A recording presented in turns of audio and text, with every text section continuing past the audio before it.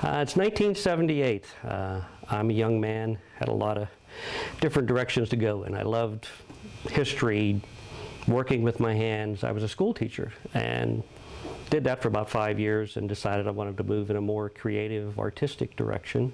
Didn't know what it was, but thought I'd give everything a shot. So, I wrote music, I did paintings, I silkscreen t-shirts. I just went in a lot of different directions. And one of the directions was pairing up with a friend and second cousin of mine, John Whoolery, who was making pottery at the time. And one thing led to another, and John and I collaborated on some pieces. And of course, it was local history. These pots were made here 100+ years ago, and John was throwing pots, and I was interested in the way they were decorated. So I paid attention to the old pots and started picking up some of the brushwork from them. And next thing I know, he was throwing pots and I was decorating them. And that led to the beginning of New Geneva Stoneware in November of 1978.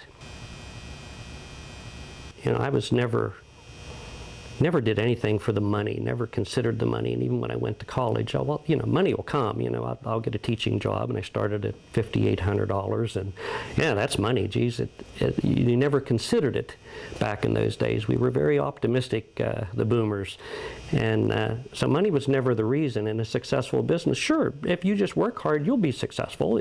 That was never in doubt whatsoever. We just didn't know all the mechanics of it, but yeah, that'll come. It'll come. Just work hard, the success will come. And it did come, but not from the direction that we thought. We advertised in Country Living, Colonial Homes, Yankee magazines, some really impressive publications, and got a national following, so that when things started to decline here in Fayette County, we weren't tied to just the local economy. We had a vibrant national customer base that we were building. The public dictated our success and the direction of the business. I never thought that it would turn into a personalization business. We were making, our aim was to make an accurate reproduction of 19th century stoneware. And that's where we thought the market was. But that's just a tiny little segment of the market compared to the amount of people who want to see their name in print.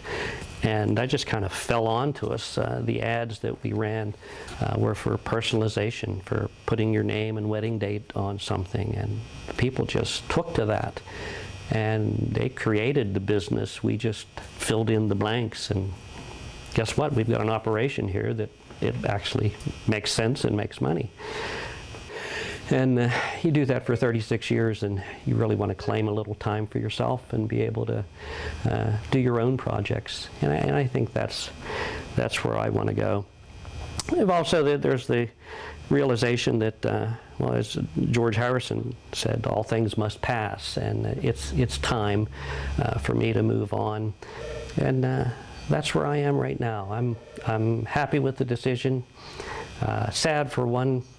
I'll be losing my customers and a lot of my friends that my customers have become, but I'm anxious to explore what's left for me in this life.